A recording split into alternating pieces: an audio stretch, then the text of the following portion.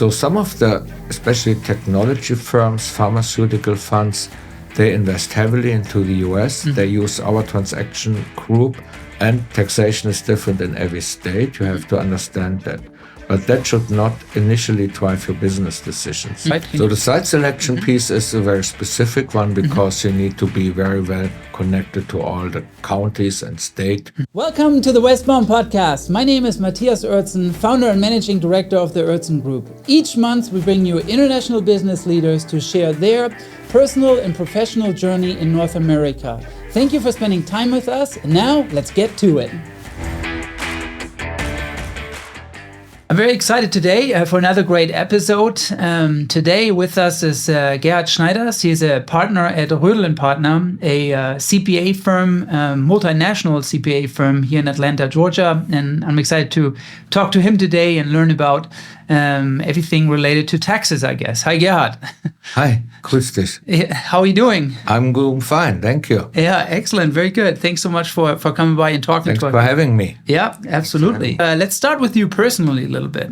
Can you tell us a little bit about where in Germany are you from and how you made it to the United States? Mm-hmm. Basically, I'm from the very west of Germany, French-Luxembourg border, the Trier area. I grew up there, went to high school, went to military service in the Eifel Valley, and then started academic career in Heidelberg, Mannheim, and finished up with accounting and tax in Saarbrück. So very west for Germany. Decided to start in public accounting with the then American firm Arthur Andersen. Was short in Düsseldorf. Yeah. Was shortly in London for a couple of months, then back in Düsseldorf. And when Andersen went out of business with the Enron episode, the firm merged with Ernst & Young in in Germany, in Europe. Yeah. And I became part of Ernst & Young. Worked on a big client, and after 2 years, the firm decided to send a significant amount of senior people to the US. So I made it to Boston and became partner and the head of the German Business Center in Boston. In Boston, okay. So I was basically responsible for German clients of Ernst & Young, technically Ernst & Young Germany, in New England, but also because of the geographic reach, that was the only business center before I came. But as I came, there were 8 other partners, and we did, spread all over the place. But we still did significant business in Canada and California, Arizona, and some other remote places from a Boston perspective. Yeah. Okay. Excellent. Very good. So that happened in 2004. 2004. Fall or winter of 2004. Okay, gotcha. So closing in on, 21 years? Is that right? 19. Yeah. 19 years. Okay, gotcha. Almost 20. Yeah, fantastic. So started out in Boston. That was probably quite different than Trier. Yeah, definitely. It was different than Hamburg, where I did 2 internships, different than Mannheim, which is a very industrial place, different than, very different than Heidelberg, which is a touristic place like Trier or Saarbrück. But the funny thing about Boston is, if you look at it from a bird's eye perspective, it looks like Little London, because the Charles River meanders around the inner city, like the Thames River is in London, and everything looks very traditionally European. So the adjustment to Boston was not so much than it would have been to, let's say, Austin or Dallas. Okay, yeah. So this was maybe a dream place to go. Yeah. So other colleagues went to Chicago or Charlotte, Atlanta, and Michigan, Detroit. Detroit as well, for the business. But I was in the telecoms business, so there was not a client assignment. So I was basically on my own and ventured into much of the healthcare and pharmaceutical business in Boston. Okay. Besides some traditional German. Yeah. So that was, so you would support like German telecommunications businesses that actually also had business then in the United States. For example, that, or German medical device companies that had Makes sense. major subsidiaries in the Northeast, but also in California and in Canada and in Arizona. Actually, that was one of my biggest clients, where we did an audit following German GAAP. So I had to be on that team to sign off. So I was only doing audits for 8 years. For 8 years, okay, gotcha. So I basically never worked in tax, but I'm a German Steuerberater, a tax consultant, and a CPA, because Germany has 2 professional titles, not one.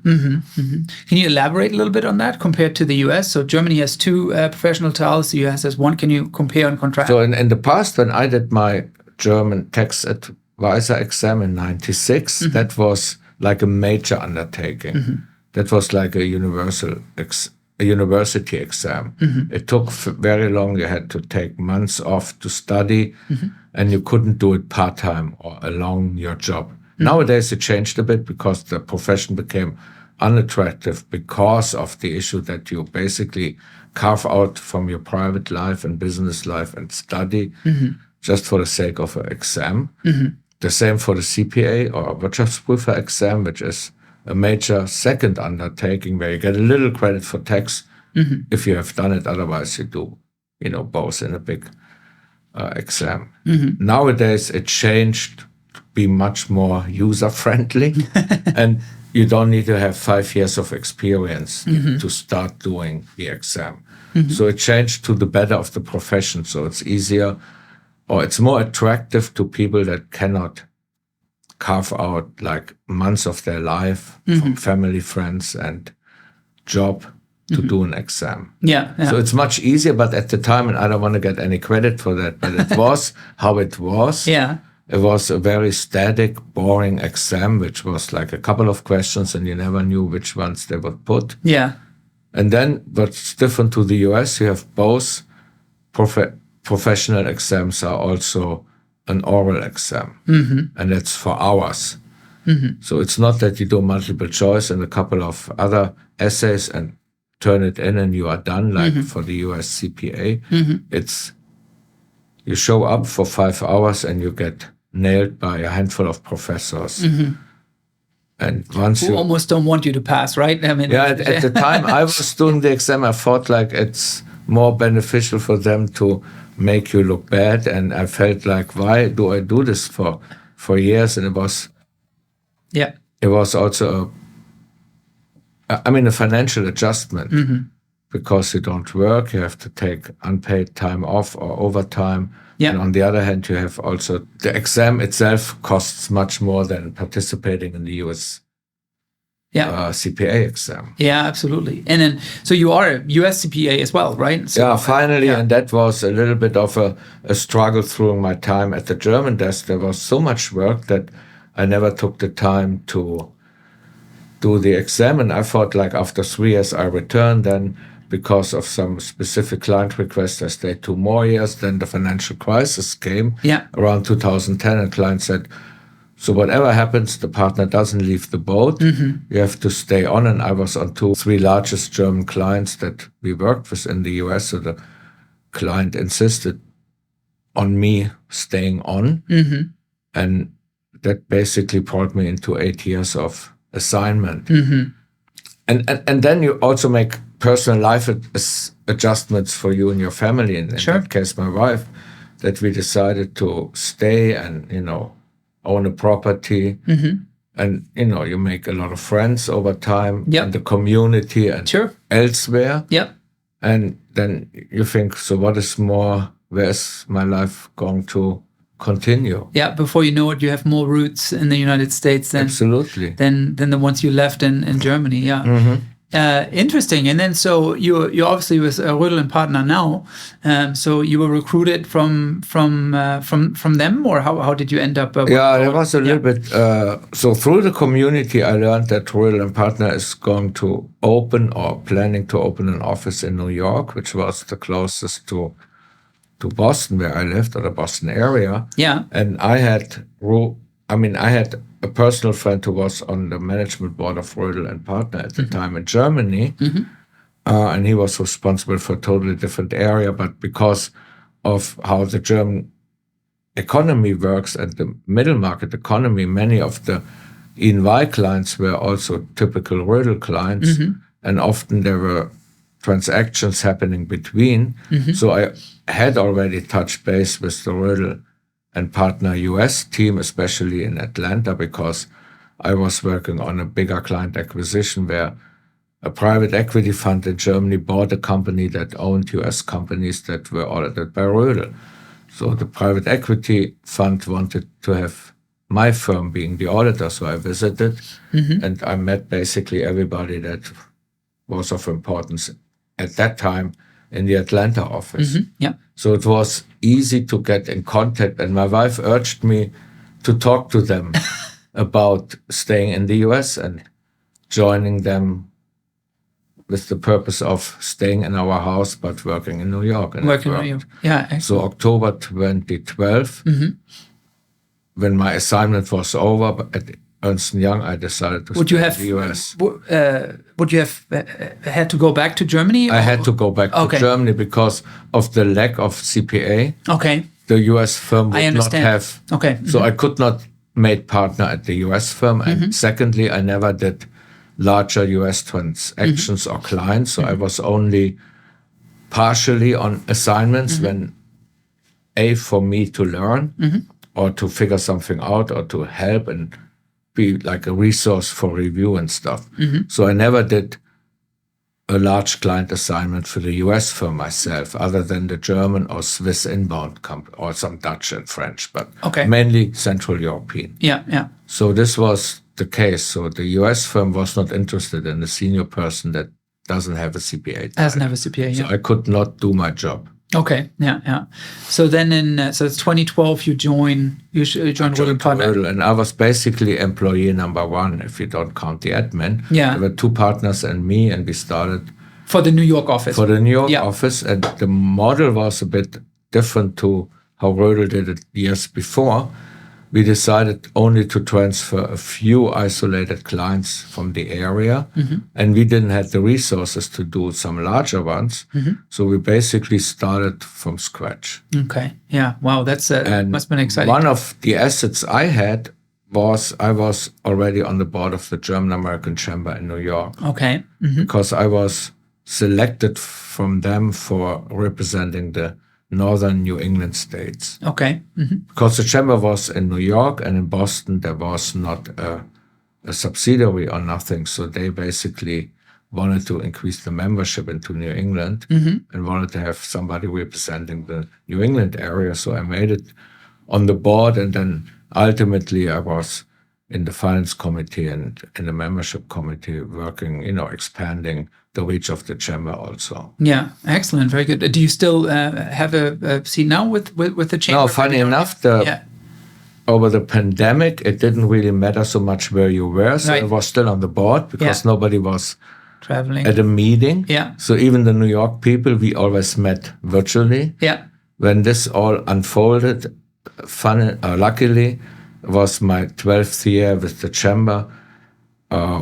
Moving to Atlanta in 2018 basically had me later on after the pandemic rolling off the board because we had already a member from Atlanta. My boss, S.A. de Kock, was on the board of the chamber, and another colleague made it on the board in Chicago. So the chamber didn't want to have an Atlanta person sitting in New York. Yeah, makes sense. Yeah. So a colleague from New York, the managing partner, he took over my seat. Yeah. And since then, I didn't make it back on the board because we have a partner from Houston where the chamber branches out. So Texas belongs to the Atlanta Southeast area. Yeah. And in order to represent the area, we decided to have a partner from Houston being on the board. Yeah. And we share the office with the chamber, so that makes a lot of sense. Yeah, it does. I think it's a good time to kind of transition a little bit and talk about Rödl Partner itself, the business itself, to give our listeners a bit of an idea. I think we're very similar clients, and Rödl Partner is a fourth to be reckoned with. I see them all over my clients as the premier CPA and tax auditor. Tell us a little bit about how the company started, how large they are, how many offices they have.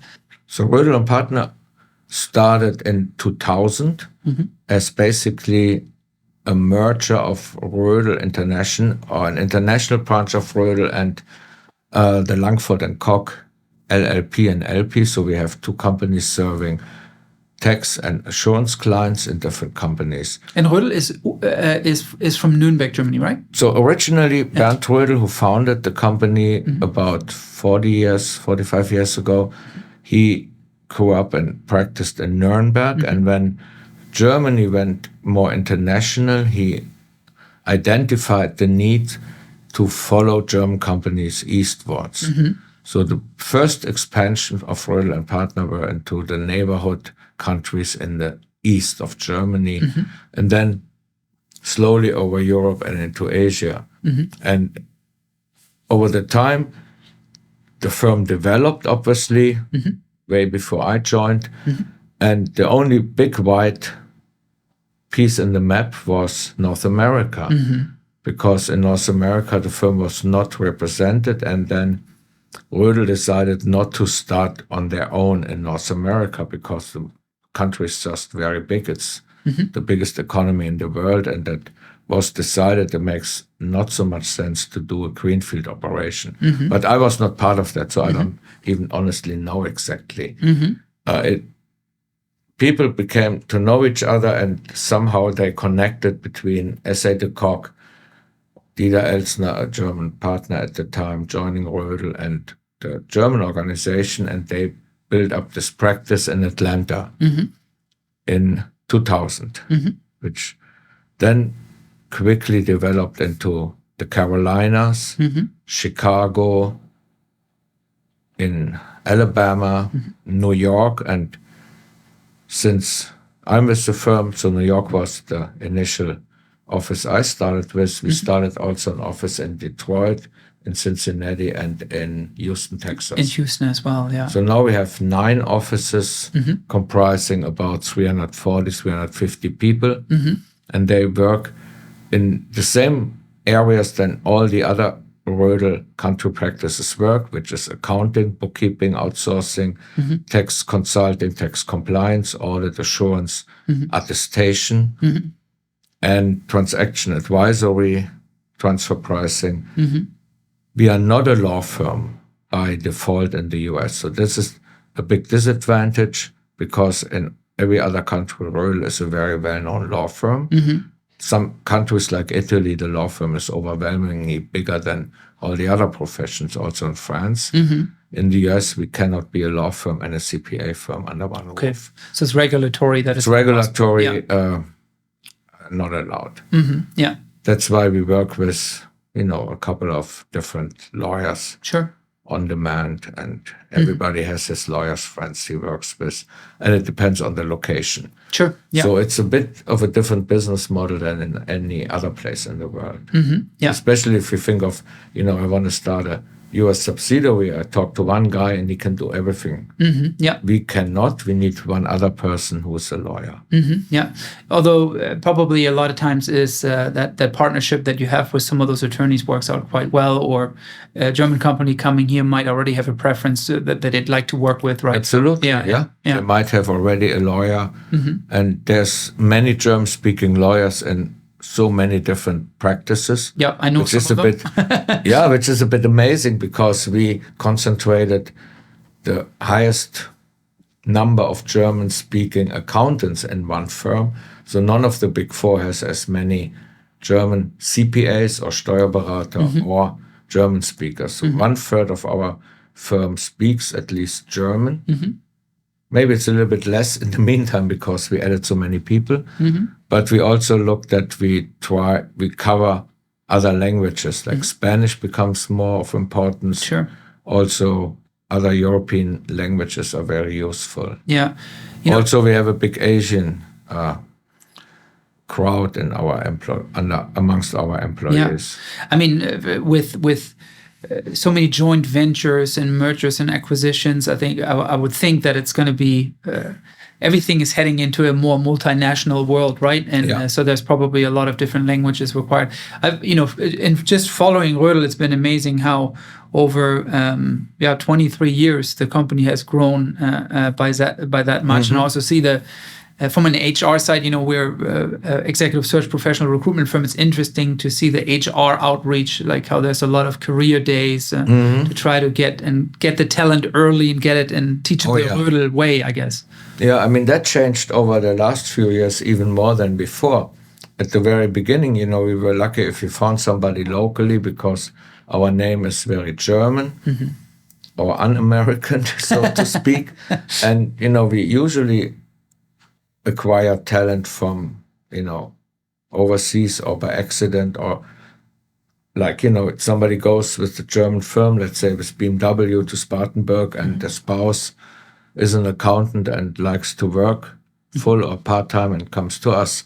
That happens a lot. And that helps also because every assignment usually is a partner involved that also wants to work.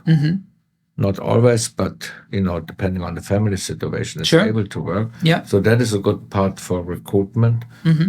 And then the client needs. So also everybody deems to speak English. It's still a difference between business English and casual English. And many Germans are very happy to speak their own language when it comes to technical conversation. Yeah, finances, tech. I mean, in our practice, CFOs, most of them are at least bilingual, if not German themselves, because it's just a lot of the operation can be completely American, but that's the part where a lot of Germans also don't like to give up control, so to say, Yeah. I mean, why should they? Because they own the business usually, so they should have control. Yeah. That is one of the big advantages working with us because we speak their language.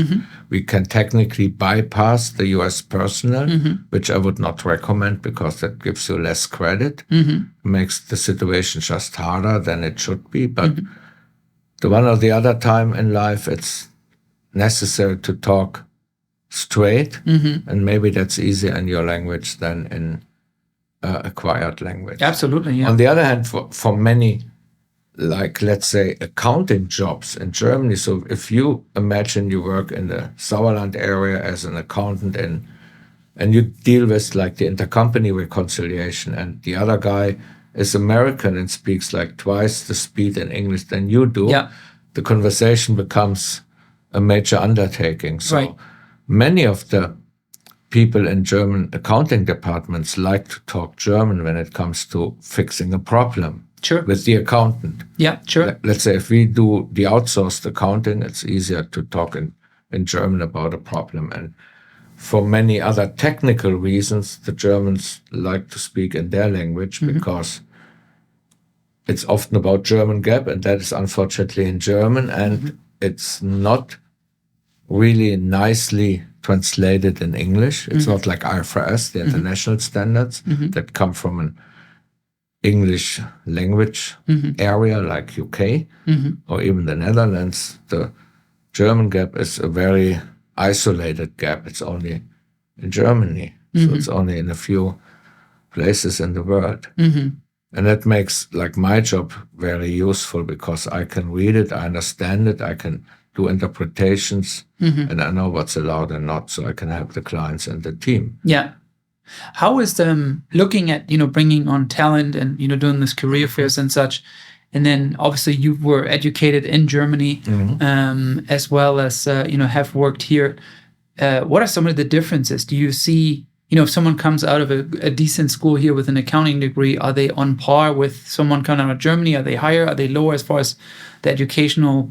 It's a very interesting question you're asking because age-wise, they are younger, but far advanced in what they learn and how they present themselves.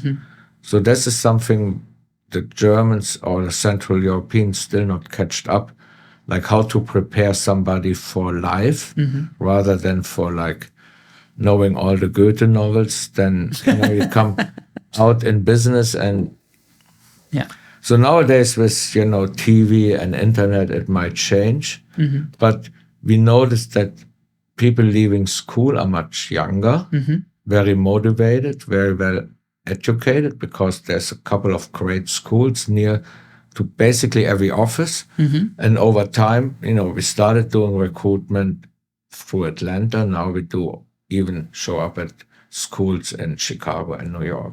But you need to be very particular. Accounting degrees, tax degrees. You want to hire specialists, people that are able to do their CPA shortly or during your college stay or your university stay, because that's the most valuable asset you can get is an early CPA exam. Yeah. So the competition is very tough because I the can Big imagine. Four and every other local firm competes against us. And maybe our selling point is the international aspect. Yeah, absolutely. Do you bring people over? Like, do they get to go to Germany? Yeah, but not immediately. But for the senior and manager days, so they have joint classes and trainings. Not at the very beginning, because a lot of stuff is very American, very GAAP and tax related, which they don't teach anywhere else in the world. And because we don't use the same software than the European firms use, we need to train them in-house first. Then we have a lot of exchanges, first amongst the US firm, because we have 9 offices. We can do a ton of training off-site or often in our office, because by far the largest, but also in Chicago, we have a decent space to do it. Or at some point of time in the year, you get a deal somewhere else and bring the people there for school. Sure, yeah. So hiring is, as you can imagine, is an issue nowadays to find the right people that are willing to work with a firm where half of the people speak a different language.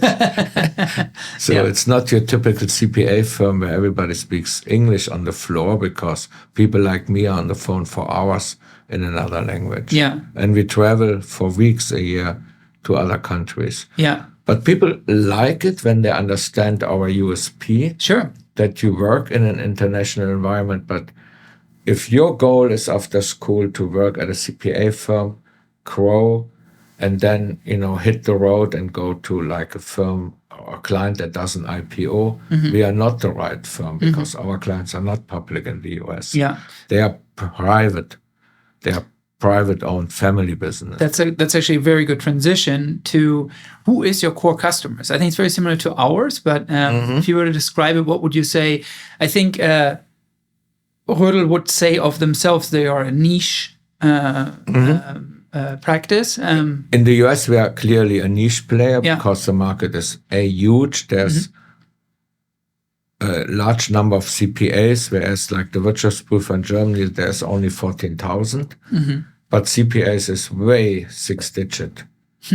I read it the other day, but I forgot the number. It's 150,000. So what do you say? So the equivalent of the CPA in Germany, the Wirtschaftsprüfer, there's only 14,000 of them in all of Germany, which Germany is 83 million, 84 million people, size of Texas. In the US, you have 340 million and 10 times the CPA. 10 times the CPA, okay, yeah. But you can also be a CFO of a private company or public company and be a CPA. Okay. If I would be a CFO in Germany, I cannot use my title anymore. There's only an exception for Steuerberater, but that is maybe a little bit off topic and too technical. So the hiring is a bit more difficult because we are a small niche player with a very limited focus. We want to attract middle market companies or startups from Europe or other countries. In the meantime, it doesn't matter so much because we are 50 countries of the world, so we have also Brazilian or Mexican or Canadian clients. Okay, so you have 50 offices all across. 50 countries, 110 offices. 50 countries, 110 offices. It's incredible. And does that, going back a little bit to an earlier part in our conversation, did you mentioned that, in 2000, I guess in 2000 they just started, the decision was made to do US, right? Basically, Langford de Kock joined Rödl in a GV type of business. But Rödl did, from the inception of the company, they started following their clients to all these other countries, or was there? Rödl started following mainly the German clients and sent people to Eastern European countries, and what was at that time easy because of past World War II demographics. A lot of people studied in Germany and went back to their countries. So there were German speakers in Eastern European countries, but also in a lot of Asian countries or African countries because these people started in Eastern Germany and went to Vietnam or to Africa. Yeah. So the major differentiator for our firm worldwide is that in every office somebody speaks German language, which helps the Austrian and the Swiss also. Yeah, absolutely. But in the meantime, there is a lot of other languages prevalent in yeah, sure. I mean, you have an office in Brazil, for example. Yeah. I think you have one employee there who's he's very good on social media. So Phil. He's very well known. Phil leads the Brazilian office, but he's German but married to a Brazilian. Interesting. Okay. And then there are a couple of people that carry a German name, but they are born and raised in Brazil. Okay, yeah. So obviously Portuguese, is part of the practice. Yeah. And back to the target clients, so mid-size clients. Tell us a little bit more about that. So mainly our clients are family-owned or an investment pool of families that invest in certain areas or like a trust. Some of them are public but small, and they have foreign subsidiaries, but they are public in Europe or in Germany. The majority of our clients are world market leader in their niche, like us. Maybe we are not as much world market leading than them, but many of them have a technology nobody else has developed. Yep. So they are very known in their field. And they need to expand worldwide because of lead times, of supply chain and so on, and also of the lack of talent in Germany, because Germany has such a weight in the global economy, but it's so small, as you said, 83 million people, the size of a state in the US, and therefore they have to be where their customers are. Many of the customers moved eastwards, very east, and to the US. So the US is one of the largest trading partners of Germany, and you notice that in every aspect of the business. Yeah, it's interesting how you see all clients too. You have the wall fell in 89, right? You have the eastward expansion, right? Then we all go to Asia, right? And right now it seems like there's a transition from foreign direct investment is not going to Asia, but more to North America. Is that also what you're seeing in your practice? So we have a couple of observations in the Rödl world. We see people hesitating a little bit with China at the moment, but going to other countries like Vietnam or Korea and India. And then we have a surge in the US because of the good performance of the domestic economy and the weight of the economy in the US and the technology that is developed here. So we are much more affine to technology, to trial and error, and to try something new. So many of our clients come here with R&D departments or with the objective of developing something. Even if it doesn't work, they try it in the US because people here are more entrepreneurial. You can fail many times and still walk upright through your community. And also many of our clients come to the US and they have to follow if they want to fulfill a contract. So, if you have a global contract. If you have a global contract, if you have a product that is replicated, let's say car industry, you have a model that's built in the US and in Germany, so they want to have the same supplier because the parts are still the same. There are only very, very little differentiator between the countries. The same applies to any other industry. You do a machine and you build it in 3 places of the world, and the suppliers are all the same. Absolutely. And the parts are the same, and you invest in the same tools, and you don't want to do that so many times because it only pays off if you have a certain number of product done. If you can replicate it. Do you have offices in Mexico as well? Yeah. It must be a pretty large office, right? There's a large office in Mexico City, but also in Puebla for the suppliers of the car industry. Car industry. I mean, that's what we kind of call it the trifecta, right? You have Germany, the US, Mexico. Often there's someone manages all of it, or there's definitely a lot of interconnection between the 3. And there's a lot of outsourced manufacturing. That stuff is done in Mexico and shipped to the US, and then put together and shipped to the final customer. Yeah, absolutely. And on the other hand, there's stuff going to Mexico because some of the bigger automotive companies put the models or they build the cars in Mexico instead of the US. So the parts go over there. Yeah, absolutely. But there's a lot of interaction, and I think it's only getting more. All political aspects aside, still a huge connection, and that will be indefinitely for the moment, I guess, between the Mexican and the US economy. Yeah. I mean, I just spoke to an automotive supplier here in the Southeast, and with the recent developments of some of the union contracts, that there's been some announcement made that now the Southeast is next. Then all you're going to do is send that production to Mexico, because they already have a location there. Yeah, and a different set of challenges. So they are thinking that the unions expand to the South. They might be interested to see how this works, but a couple of companies feel the pressure. Yeah, that's right. Yeah, I mean, I forget his name, but the gentleman who leads the UAW, he announced that now the Southeast is next, and that they're going to try to get everybody to, So we'll see how that's going to go. Yeah, we saw that at one of the American car companies that the unions block some of their actions, and I mean, from learning from Germany or from France, where the unions are very strong when it comes to like organized strike or violent even. In Germany, it's still working somehow, but there's still, a couple of situations where you wish you would not be unionized. Yeah. For the workforce, it's truly to be an adjustment and an advantage, I guess. I don't know if that all works towards like the 4-day week. I mean, in our profession, I see more the 6-day than the 4-day week. And like you, Matthias, you travel a lot. You don't go for 4 days. No, there's no business case. Yeah. Even we know the Friday is a slow day, and the Monday morning is not always where everything starts, unless you organize it very well when you do a business trip. Yeah. But I don't know in the global world if the shortage of the work week is the right solution. Yeah, I think time will tell. I mean, it's kind of like the home office right now, work from home.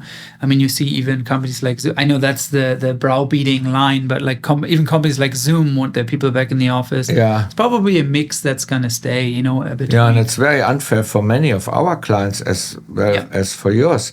If you work in the manufacturing business, there is no home office. There is no home office. There's no way. Yeah. There's a lot of companies that have no choice than showing have their workforce report to work. Yeah. Or I think construction. I mean, then you're at least outside. Yeah.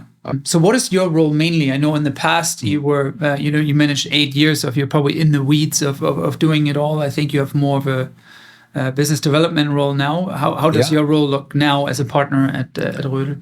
That's correct. So I was an auditor by default. And I started doing business development because at a Big Four accounting firm, you need to do business development in order to advance to become a partner, unless you are the national office technical type of guy, which I was not.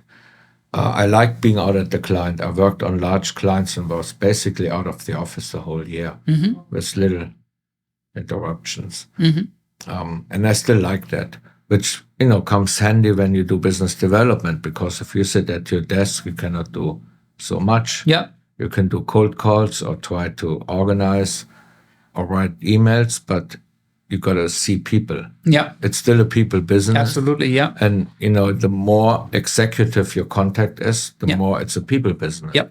You don't call up a CFO of a big multinational company and chat over the phone for an audit engagement. You got to see the people, you got to meet with them, with their auditor, with their stakeholders. And it's a process which is not done in one visit. So my role is, since I started at Rödl, is business development, getting new clients, developing clients, also developing relationships at points where you not necessarily have the next engagement in mind, but you want to get into this area of business, or you want to understand a little bit more, or you want to add value to existing relationships, because for many of our clients, we're not doing the whole 9 yards. We're only doing like tax or audit. Some of them don't need it. Others should need it, but they have like 2 different suppliers because it's a strategic thinking. Sure. You can do it. Not everybody drives the same model of cars throughout the whole family. That's the same in our business. Sure, yeah, absolutely. Some like it, others not. Yeah. So if someone have it different, so there's always room for improvement. And what is very interesting in our profession is with every legislative change or change in tax law, there are new opportunities of stuff we have not. So, for example, the previous administration changed tax rates, especially for corporate tax. Yeah. That was went down to 20%, is that? 21. Yeah, 21, yeah. So that was a huge advantage for USA as a point of investment. Because before we were not fully competitive against like up-and-coming countries or BRIC countries that have lower rates than established economies like Central Europe. And it's a political thing because you need to either have majority or have a good group of politicians that support it. So right now, a couple of tax rules are definitely in place. Others phase out after 25. So that will be at least some caps on the individual tax rate phase out in 2 years, 3 years.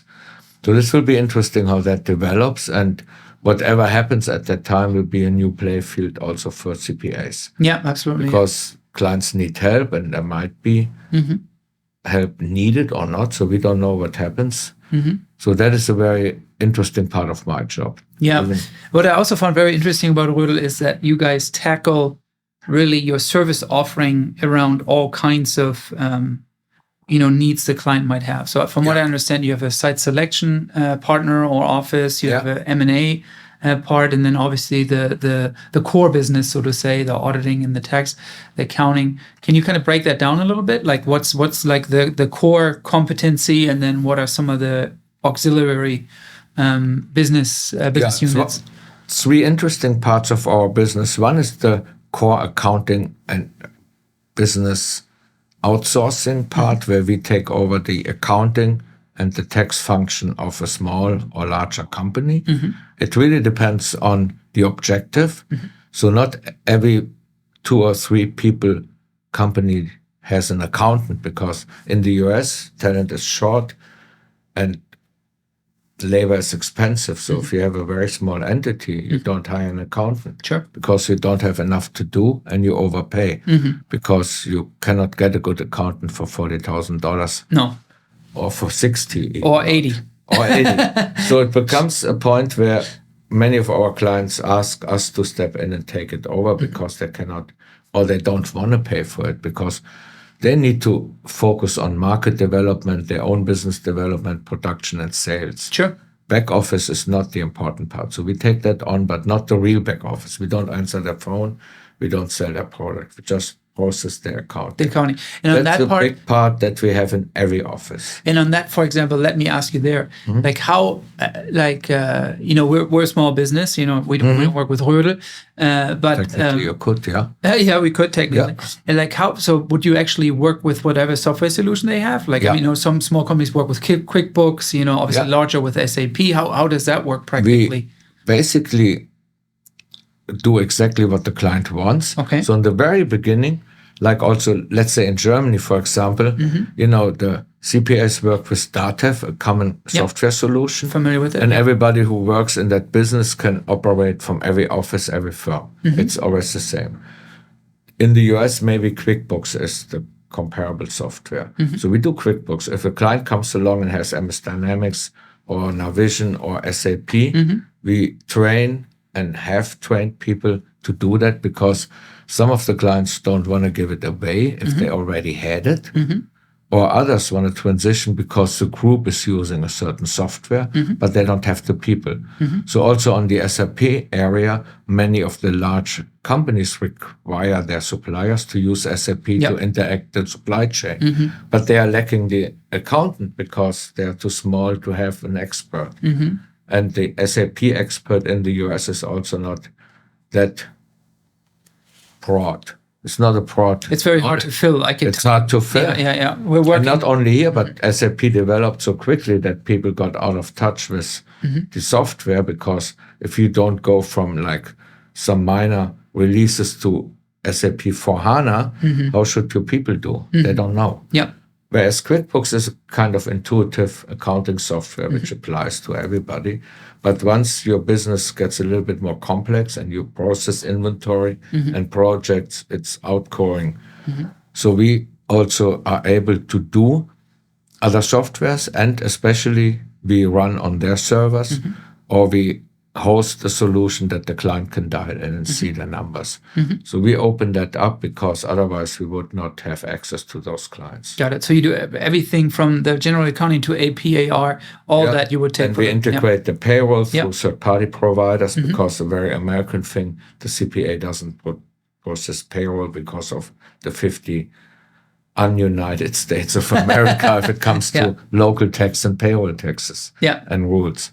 So we use that, and it's a big advantage for our clients, because they don't need to change if they come to us, or if they take it in-house, which is often very beneficial. If you already use their software, then they can leverage. Makes sense. And they could technically do it even in Germany for a limited amount of time or for indefinitely. Some do it, but if you don't know the rules, then it becomes more complex. Yeah, absolutely. And I mean, that's the whole USP, right? I mean, you understand Germany in and out, and the tax system, and how that relates to US GAAP, and then transfer pricing, and all those. I mean, so many of the clients, they start out, it's a small entity when they get going, and really they need to be focusing on sales mostly, and or servicing the equipment. Sales, service, cash flow. Yeah. Because if you don't get cash, you break. Yep. And then it's good to... Yeah, you made a good point, because once is the accounting side, the other side is the whole tax side. So you can outsource as much as you want. You can do sales tax yourself, but you can also outsource it. And there's a common software solution for that, which integrates with the IRS. So I think the biggest chunk of revenue in our firm comes from tax and tax related, including transfer pricing, expatriate taxation. So, and expatriate taxation we also do for larger firms. Okay, so that so what you're saying is, if it's a larger firm and they have many experts here, you would actually help with the tax returns and the tax situations of their expats. Individuals. Yeah. Okay. Even if you don't do the tax for the firm. Okay. Because many of the larger European companies do request for proposals within, the accounting community, and we are part of it because we are in the major countries in the world where they are. So if they have people in China, India, Malaysia, Philippines, Brazil, and the US, we can participate because we have experts on that. And by the time, as the firm has a certain size, we decided to specialize. So not everybody that is a tax consultant does returns. So there are people that only do expats. Other people only do transfer pricing or R&D tax credits. Because we figured out that if you replicate certain things, it's much more of value for the client, and your costs are lower because you don't reinvent the wheel every time. Other stuff like corporate tax, we do in every office because of the local proximity. And the same is in the audit and accounting area, where we have people in every office doing the same, because we want to be where the clients are. So in your case, for example, you would sign up a new client for Rödl, and then you would hand it to your team. And they would help them with whatever need they have. So that's the accounting piece, that's the tax piece. Then there's also a M&A piece and a site selection piece, right? So the site selection piece is a very specific one, because you need to be very well connected to all the counties and state business development organizations. And if you think of 300 people trying to do that, we would end nowhere. So we have a very small team that is dedicated to site selection, and the partner travels usually most of his time in Europe and tries to find out new clients, and that works through a very specific network of state business developer. So states from the US are doing business development in Europe, like Georgia has an office in Munich. Yeah, South Carolina does too, I think. Yeah. Alabama has one in Stuttgart. I mean, because the guys in Stuttgart, others have in Belgium or in France or in England. Yeah. So the states also go and lobby, and we piggyback them basically. So we do, for example. So in essence, I mean, it's interesting because I think you're absolutely right. So there's big money in these states, having these representations in Germany. They compete against each other. Right. So they're trying to outsell each other, right? And so instead of a German company getting into the wheels of that competition, so to say, it'd probably be better to be with an independent advisor such as your firm, because you kind of go through looking at all the different options, comparing all the different offerings of the states. When the team has done that multiple times a year, you figure out where you get what you need. What not always means it's always the same state. It is very often depending on what are your staffing needs. People usually forget that. Yep. And you figure that maybe out, they come to you and tell you, we need like a production head or an R&D head or a sales guy. And then they figure out we're at the wrong place because the majority of the business is in Texas or whatever. So we also figure that out. So you need to know which area of the US is very well suited for that industry. Yeah. And there's like two ground rules. One is you go where the competition is because there's your talent and your next employee. Yeah. Or you go where nobody is and you get more incentives. But then you got to start from scratch and have maybe very long distances to bridge when you do services, deliveries, and where you ship your stuff. You know how we look at that in the recruiting world? It's if you go where your competition is, you're not going to find talent, right? Yeah, okay. If you go where no one is, there isn't any talent. Exactly. These are the two options in recruiting. You kind of have to really work hard to find the right people. Yeah, but sometimes, the technology startups all went to San Francisco for a reason. And there's like all companies in Houston for a reason, which is raw material. Sure. Yeah. And there are the furniture companies or the furniture industry in the Carolinas. And then there's like automotive Southeast, So automotive wasn't here maybe 50 years ago or so. I might not know, but I assume, let's assume it. And then like some Asian, Japanese, Korean, and German firms came to the Southeast. And all of a sudden, the industry is in the non-unionized states. Yeah. And then you have other industries that are very concentrated around huge colleges, universities, where there's a talent pool or people that started the business. I mean, the same applies to Europe too, but maybe not as prevalent than here. Yeah, absolutely. Yeah. No, that's very true. I mean, I think BMW started in the 90s, 96, 92 in Spartanburg. And I mean, look at that region now. I mean, many of your and my clients are in It's the largest factory they have. Yeah. It's huge. Yeah. I heard actually, by the way, that I don't know if this is true or not, but that they don't want to be called a sister factory anymore. But They're the flagship plant. Yeah. It's incredible. Yeah. Yeah, very good. Yeah, it's the hugest plant. And also for us, we have two offices in the proximity because of all the suppliers. Yeah. And then by the time there's new industries coming in, like for the electric vehicles. Yeah, absolutely. That's that don't need a lot of all the old suppliers. And they're still in the area. I mean, they will be in the area because the plant is there already.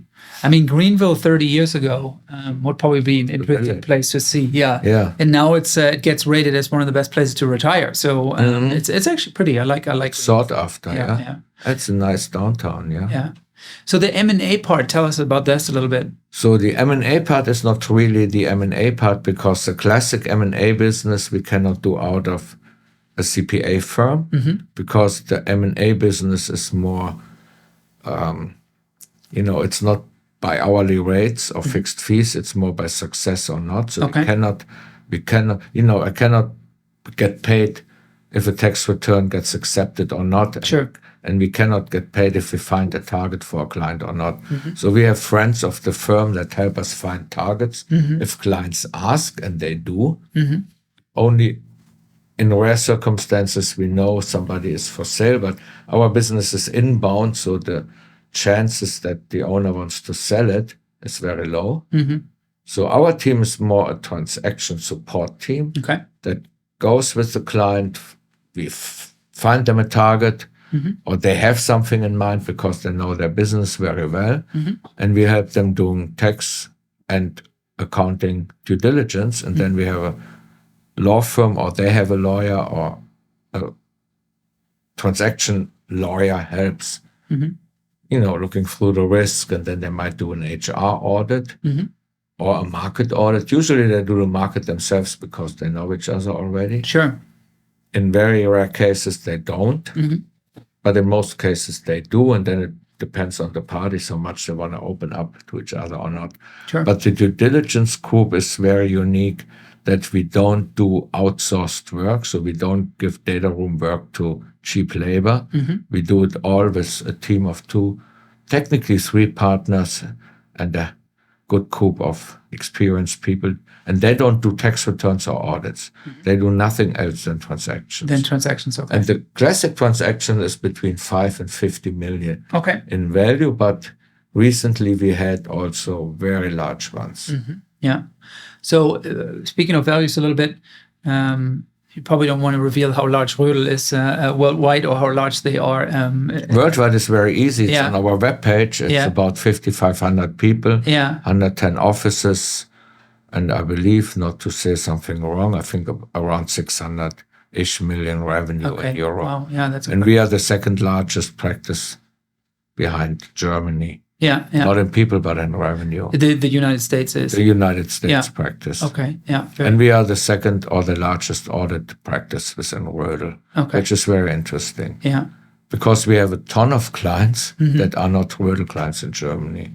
Okay. So many multinational family business use our firm abroad, but not necessarily in Germany, because they might have a very good relationship with the best buddy from the Sauerland. Locally driven, Arabian.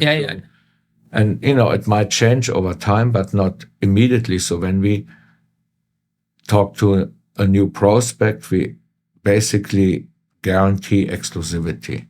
So we don't go after the headquarter or after the CPA, because in many cases, like I had this morning with a new client, I talked to their CPA and the head office.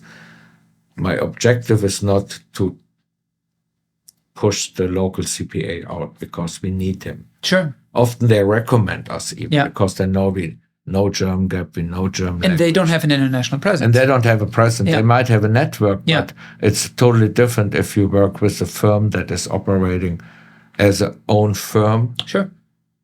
With own offices worldwide, until it comes to somewhere we have a partnership, because we are not present in, let's say, Colombia or, unfortunately, Canada. So we have associated firm practice in this country, so firms that are friends and they belong to our system. Yeah. We have, we spoke about different languages in your office the other day, and how the business is becoming, while the core business might be German companies, but it's also additional, for us, the same thing. So I'd say about 65% is German businesses. That's mainly due to me being a business developer in German. But we have quite a few Danish clients, or Scandinavian in general, Swedish, Danish. We have Benelux, several clients there, some French clients. How is the makeup there for Rödl? You guys are also more European also? Much more European than when I started, and maybe much more European than when, the US started. At the beginning, it was mainly German inbound. Now it's more German speaking inbound. So we have we have 2 Austrian partners, but one works mainly in audit. The other one is business development centric. So we have 2 Austrian partners, and there's no comparable firm in Austria. So I believe, and I like to say, that we are the market leader in the family businesses for Austrian companies. We started looking into the Swiss practice much more, since we have a new team in Switzerland, which is much more market focused. So in the last 1.5 years, I visited 3 times. I did seminars in Switzerland, and we increased the middle market client base, because they didn't even know we existed. What does your competition look like in Switzerland? You would think with all the banking that they would be strong. The huge companies in Switzerland are much larger in the US than in Switzerland. So they usually work with a big four firm because like if you look at UBS itself, it's so much larger than any other local bank in the US. Yeah. So this is, and we don't do financial services or insurances anyway. Yeah. So this is not of interest for us. But in Switzerland, you have a lot of private equity funds and investors that, rich people that owe Swiss and American real estate. That is a good business. We haven't really focused on so much, but there's a lot of investors from Switzerland in the US and a lot of US people investing their money in Switzerland. So there's cross-border taxation issues. We can help. We identified that, but we didn't have the resources to tackle it. And beyond Switzerland, we are looking into Nordic countries because now Rödl is also in Norway, Finland, and in Denmark. They were only in Sweden before. And in the Baltics, now we are in every country. That makes a huge difference and opens us much more to their clientele. The same applies to the Netherlands, Luxembourg, and Belgium. But in all the three countries, we have only alliance partners, not own firms, which makes it a little bit more difficult. But just recently, I work much more with Benelux companies too. Because they all have the same issue. They don't want to work with the big four if they are individually too small. Yeah, we have a very same proposition for us. We've got Korn Ferry, Spencer Stewart, and the like in our market. And our clients much prefer to work with with a smaller company that can bring the same kind of quality to it. But let me ask you about private equity a little bit. Maybe you're the wrong partner to ask. I don't know, but I'll ask. Do you see more private equity activity coming out of? I've seen some stuff lately. Like, do you see more private equity activity coming into your client base out of Germany? Why would you say that's the case? So some of the, especially technology firms, pharmaceutical funds, they invest heavily into the US. They use our transaction group and some of our allied lawyers for one, we did over 20 projects in the last few years.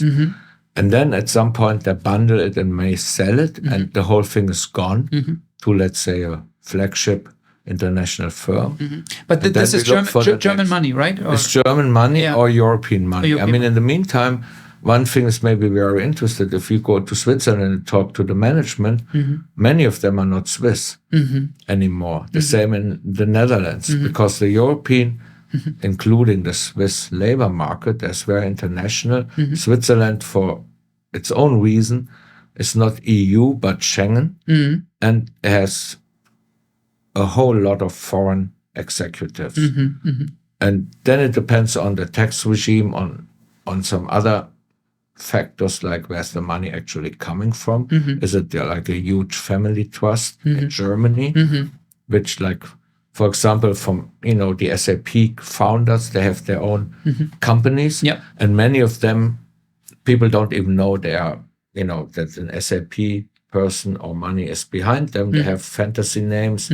They invest into future growing businesses. And for many of them, we work with those funds and companies doing work in the US. Even you would not necessarily understand who's the owner. And it's not the typical family business. But because talent moves around Europe very well, it's not. If there's a German guy showing up, it doesn't mean it's a German company. Right, exactly. Can be, and they can hire somebody that is the ideal fit from another country. And now, crazy with after COVID, people move to like Portugal or Spain, but still work for a German company. Sure, So it becomes more international, and the tax issue is just more complicated. I think this is actually really good for us as Germans. I don't know if you agree. I think that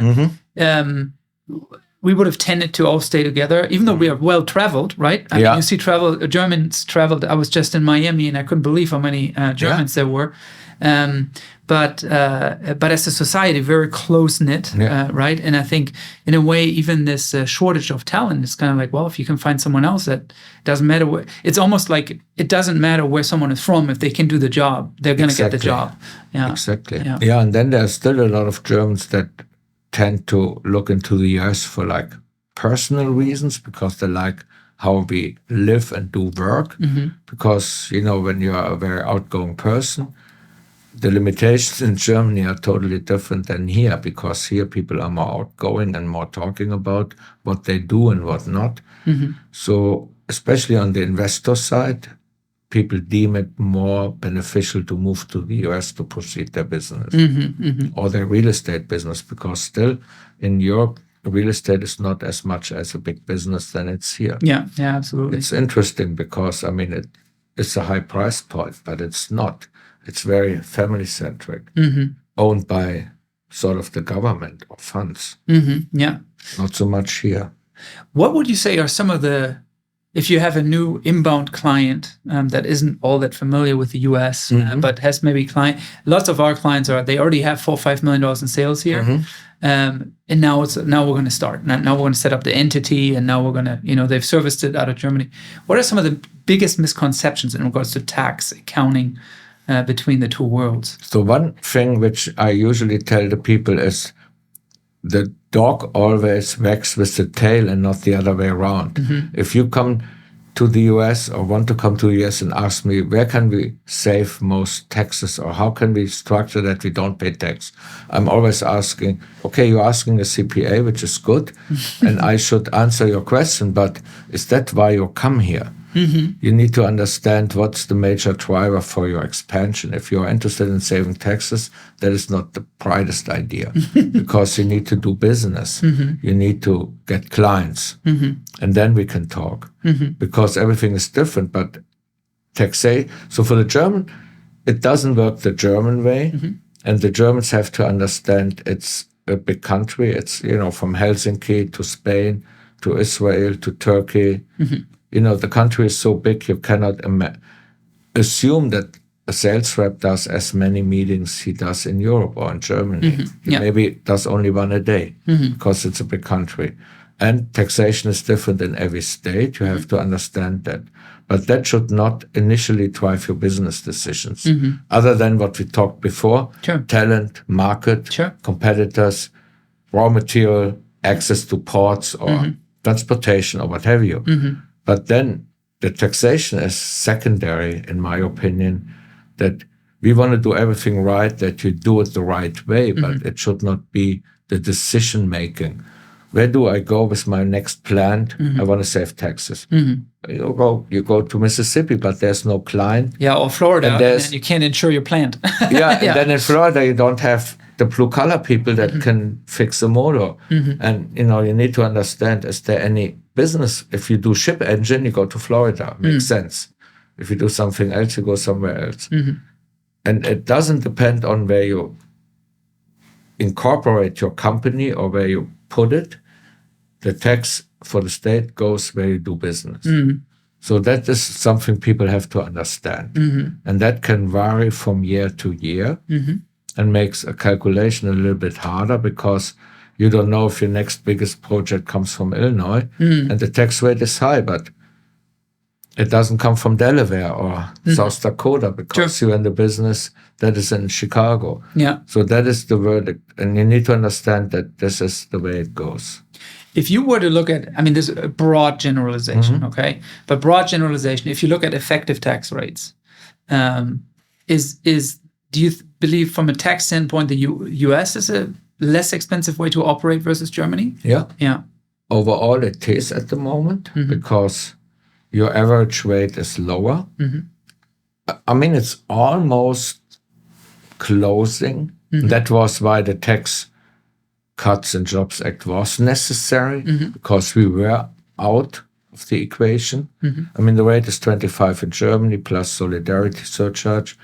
That's a percent, or how much solidarity? It's a percentage of the tax. For the non-German ones, that is the East-West.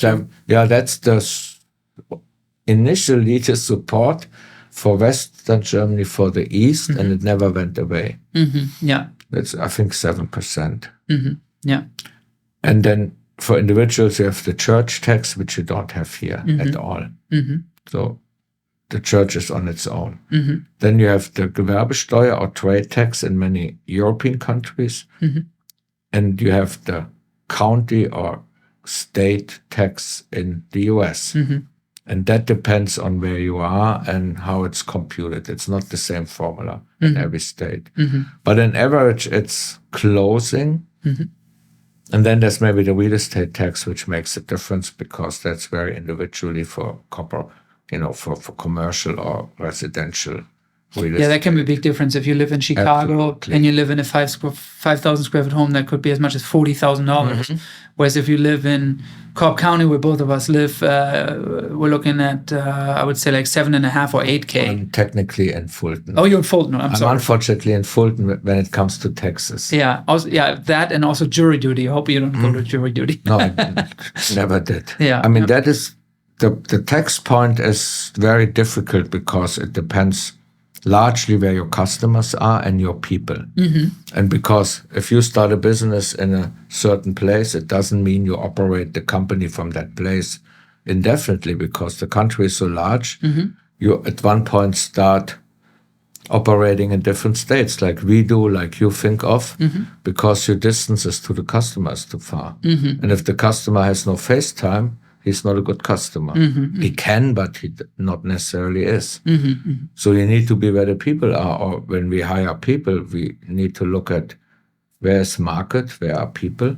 For many of our clients, they have to have people on the West Coast, even they operate on the East Coast. Sure. Because if a machine breaks down, they cannot, that's as time consuming than you fly people in from Europe. Yeah. You need to be there where your business is. So it becomes a mix of many factors. But the US is much more competitive since the job cuts. That is a big advantage for us now because otherwise we would have been outpriced. Yeah, I always say this in every episode, but it's, with all the things that are going on in Europe right now, that seems to be a natural momentum into our direction. Yeah, one factor is maybe important for many of the European investors. We only have 2 borders. Technically, we have 3 because Alaska has Russia. True. We have Mexico and Canada, and it's both friendly borders. Even the southern border is an issue, but that's not a Mexican thing. It's more Middle American. That's correct, yeah. Social hotspot that brings people to the border. And in Europe, you have 1,000 borders. And that is a different story. Yeah. It's very tough for Americans to understand if they've never been to Europe and if they don't know how it was when you and I grew up. Right. When we had passports in every corner and, everything was more difficult. Yep. Nowadays, you often don't realize it that you cross the border already unless you pay specific attention to signage and stuff. So that is a huge advantage of this market that you, especially to the north, have a friendly border. Yeah, it's interesting when I listen to a lot of podcasts in Germany, economic podcasts, and there's, one of the big advantages the U.S. has, it's a huge home market. Yeah. 83 million. Like the European market. Yeah. It's a huge home market, and so there's a large... Same language, same currency. Yeah. When you fly I told you I was just in Miami. You go there, you have a Five Guys there, you have a Panera there, you have a, you have a Lidl there. Yeah. Everything is there. It's the same as here. That's and what you mentioned earlier, I think you're very right. You have, Texas is very different than New York. New York is different than California. California is different than Georgia. But it is the same language. You have the same stores. It is the same laws. It is a union. Whereas if you grew up in Trier, right? That's what you said. Okay. Yeah, near Trier. How far to France? 15 minutes. Yeah, I was about to say 15. Luxembourg Airport, 20 minutes. Yeah.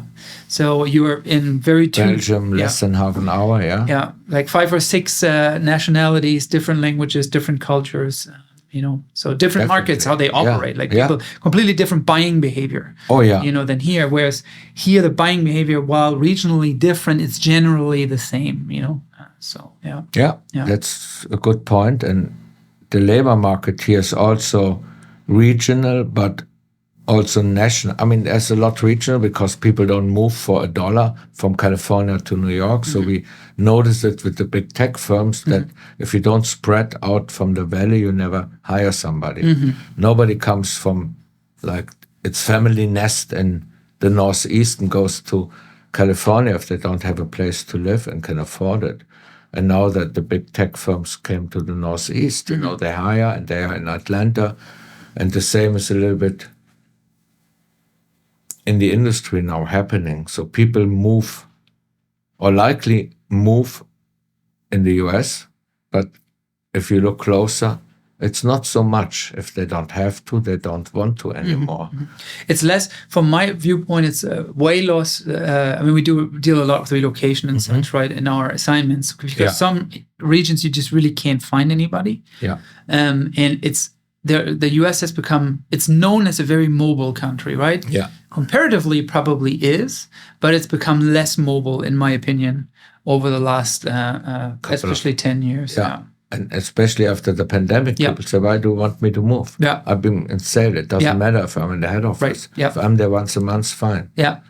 And that is what we notice with our clients, which makes our business interesting because you need more state returns. Yeah. Because you have people in more states. I didn't think about that. That makes complete sense. That's nice. Yeah, absolutely. You're in business development right now. We discussed your target clients a little bit. People can reach out to you, for any inquiries and Absolutely. questions. So basically, we are in the same sweet spot of family-owned international companies or market leaders, innovative market leader, world market leaders. They need great support in every respect, high quality, good customer service. So that's where both of us can are help in, clients. I believe, Absolutely, yeah.